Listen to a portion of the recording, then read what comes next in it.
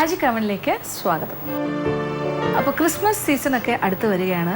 ഇപ്പോൾ Christmas season എന്ന് പറഞ്ഞാൽ ഒരു പക്ഷേ ഡിസംബർ 25 എന്ന് പറഞ്ഞാൽ അത് ക്രിസ്മസിൻ്റെ ദിനം മാത്രമാണ്. പക്ഷെ അങ്ങനെയല്ല, ഇതൊരു ഫെസ്റ്റിവൽ മൂഡാണ് ഡിസംബർ മാസം ടോട്ടലി. അപ്പോൾ ആദ്യം ഡിസംബർ 1 ആയാൽ തന്നെ ഫസ്റ്റ് ഡിസംബർ തൊട്ട് നമുക്കൊരു ക്രിസ്മസ് മൂഡിലേക്ക് നമ്മൾ കയറുകയാണ്.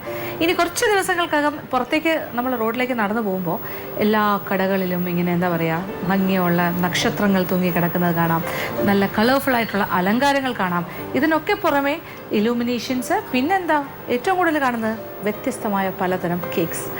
അപ്പോൾ നല്ല ചില്ലിട്ട കൂടുകളിൽ ചെറുതും വലുതുമായ കടകളിൽ വ്യത്യസ്തമായ രൂപത്തിലും ഭാവത്തിലും കളേഴ്സിലും ഒക്കെ ഡിഫറെൻ്റ് ആയിട്ടും വ്യത്യസ്തമായ രീതിയിലുള്ള കേക്ക്സ്, ക്രിസ്മസ് കേക്ക്സ് നമുക്ക് കാണാൻ സാധിക്കും. ട്രഡീഷണലായിട്ട് പണ്ട് തൊട്ടേ ഉണ്ടായിരുന്ന ചില കേക്ക്സ് ഉണ്ട്. അതായത് നമ്മുടെ റോയൽ ഐസിങ്ങിൻ്റെ നല്ല വൈറ്റ് ഐസിങ് ഉള്ള കേക്ക്സ്, റോസാപ്പൂ ഒക്കെ വെച്ചത്. അതാണ് നമ്മളുടെ മനസ്സിൽ നമ്മളുടെ കുട്ടിക്കാലം മുതൽ നമ്മൾ കാണുന്ന ഒരു ചിത്രം. പക്ഷേ എനിക്ക് തോന്നുന്നു ഇപ്പോഴത്തെ ജനറേഷൻ ഒരു പക്ഷേ കൂടുതലായിട്ട് അത് കാണാൻ സാധ്യതയില്ല. കൂടുതലും വ്യത്യസ്തമായ രീതിയിലുള്ള മറ്റ് പലതരം ഐസിങ്ങോട് കൂടിയ വെറൈറ്റി കേക്ക്സ് ആയിരിക്കും. എങ്കിലും ഇപ്പോഴും റോയൽ ഐസിംഗ് ഉള്ള കേക്ക്സ് എല്ലാം സുലഭമായി കിട്ടാറുണ്ട്. ക്രിസ്മസ് എന്ന് പറഞ്ഞാൽ അങ്ങനത്തെ കേക്ക്സ് കാണാണ്ടിരിക്കാൻ പറ്റില്ല. ശരിക്കും പറഞ്ഞാൽ ഫ്രൂട്ട് കേക്ക്സാണ് ആ സമയത്ത് ധാരാളമായിട്ടുണ്ടാവുന്നത്. എങ്കിലും ഇത്രയൊക്കെ പറഞ്ഞെങ്കിലും നിങ്ങൾ വിചാരിക്കുന്നുണ്ടോ ഞാൻ ഇപ്പോൾ ഒരു ഫ്രൂട്ട് കേക്ക് വിത്ത് റോയൽ ഐസിംഗ് ആണ് ചെയ്യാൻ പോകണം? അങ്ങനെ ഒന്നുമല്ല. റോയൽ ഐസിങ്ങും ഇല്ല, ഫ്രൂട്ട് കേക്കും അല്ല നമ്മൾ ചെയ്യുന്നത്. നമ്മളൊരു കേക്കാണ് തയ്യാറാക്കുന്നത്, പക്ഷേ വ്യത്യസ്തമായ, നമ്മൾ ഇതുവരെ മാജിക് അവനിൽ കാണിക്കാത്ത ഒരു കേക്ക്.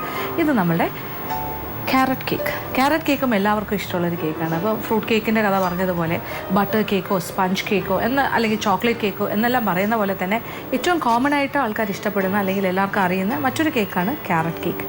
നമ്മളിന്നൊരു സിമ്പിളായിട്ടുള്ളൊരു വളരെ ലളിതമായ രീതിയിൽ എങ്ങനെയാണ് ക്യാരറ്റ് കേക്ക് തയ്യാറാക്കുന്നതെന്ന് കാണാം. അപ്പോൾ അതിനുവേണ്ട ചേരുവകൾ എന്തൊക്കെയാണെന്ന് നോക്കാം. മൈദ മാവ് 2.25 കപ്പ്, പൊടിച്ച പഞ്ചസാര 2.25 കപ്പ്, മുട്ട 4 എണ്ണം, ബേക്കിംഗ് പൗഡർ 3 ടീസ്പൂൺ, ഏതെങ്കിലും തരം റിഫൈൻഡ് എണ്ണ 2 കപ്പ്, പിന്നെ മസാല ഐറ്റംസ് ആയ പട്ട, ഗ്രാമ്പൂ, ജാതിക്ക എന്നിവ പൊടിച്ചെടുത്തത് എല്ലാം കൂടി ചേർത്ത് 1 ടീസ്പൂൺ, ക്യാരറ്റ് ചീകിയെടുത്തത് 4 കപ്പ്, വാനില എസൻസ് 1 ടീസ്പൂൺ, ഉപ്പ് 1/4 ടീസ്പൂൺ. അപ്പോൾ നമ്മൾക്കിനി നമ്മളുടെ ക്യാരറ്റ് കേക്കിന് വേണ്ട ഒരു ബാറ്റർ തയ്യാറാക്കാം. അപ്പോൾ എന്താ വേണ്ട, ഒരു കേക്ക് ഡോ ഉണ്ടാക്കുന്നതിന് പ്രധാനമായിട്ട് വേണ്ടത്, അങ്ങനെ ക്യാരറ്റ് കേക്കിൻ്റെ ബാറ്റർ ഇവിടെ റെഡിയാണ്. ഇനി 2 ടിൻ, ഒരേ അളവിലുള്ള 2 ടിന്നിലായിട്ടാണ് ഒഴിക്കേണ്ടത്. അപ്പം നമ്മളൊരു യൂണിഫോമിറ്റി, 2 കേക്ക് ഒരേ ഹൈറ്റും സൈസും ഒക്കെ വേണ്ടേ?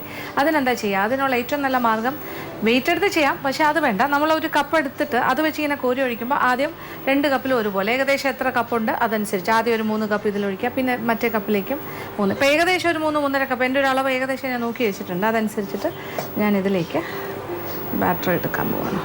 പിന്നെ കേക്ക് ടിന്ന് പ്രിപ്പയർ ചെയ്തത് ഈ രീതിയിലാണ്. കാര്യം ബട്ടർ പേപ്പർ ഇതിൻ്റെ അളവിന് വട്ടത്തിന് മുറിച്ച് താഴെ ഒരു ലെയർ ഇട്ടു, സൈഡിലും മുറിച്ച് ഇങ്ങനെ വെച്ചിട്ടുണ്ട്. സൈഡിൻ്റെ ഷേപ്പിലാക്കിയിട്ട് റൗണ്ട് ചെയ്ത് വെച്ചു. അപ്പോൾ കുറച്ചുകൂടി ഈസി ആയിരിക്കും ഡീമോൾഡ് ചെയ്യാൻ.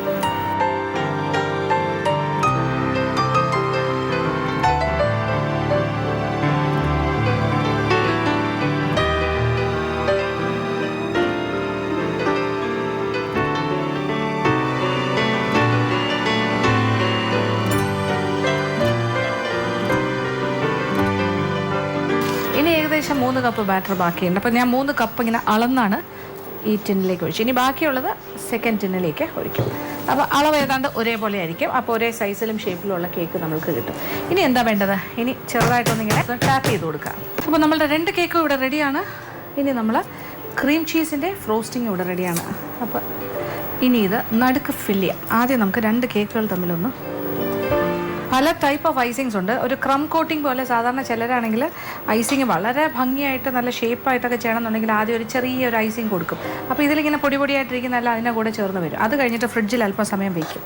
അത് കഴിഞ്ഞിട്ടാണ് പിന്നെ ഫൈനൽ ഐസിങ് ചെയ്യുന്നത്. ഇതിപ്പോൾ അങ്ങനെയല്ല, നമ്മളൊരു വളരെ റഫായിട്ടൊരു ഐസിങ്ങാണ് പ്ലാൻ ചെയ്യുന്നത്.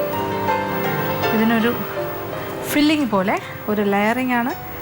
നടുക്ക് ഭാഗത്ത് കുറച്ച് ക്രീം ചീസ്.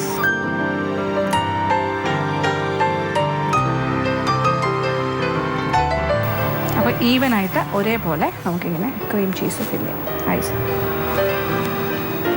ഭയങ്കര സ്വാദാണ് ഈ ക്രീം ചീസിന്, പറയാതിരിക്കാൻ പറ്റില്ല, അത്രയ്ക്ക് ടേസ്റ്റിയാണ്. അപ്പോൾ ഇതിൻ്റെ ഈ ഭാഗം നമ്മൾ തിരിച്ച് വെച്ചിട്ട് രണ്ടാമത്തെ കേക്ക് ഇതിൻ്റെ മുകളിലായിട്ട് ഞാൻ പ്ലേസ് ചെയ്യണം.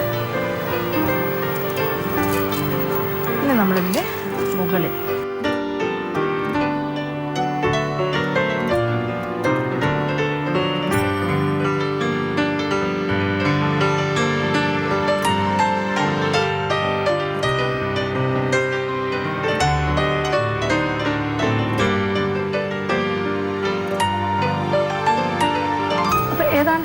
റഫ് ഫിനിഷിൽ തന്നെ നമ്മൾ ഏകദേശം ഒരു ഫിനിഷിങ്ങിൽ നമ്മളുടെ ക്രീം ചീസ് ഫ്രോസ്റ്റിംഗ് ഇവിടെ റെഡി ആയി കഴിഞ്ഞു. കംപ്ലീറ്റ് ആയിട്ട് ഞാനൊന്ന് കവർ ചെയ്തിട്ടുണ്ട്.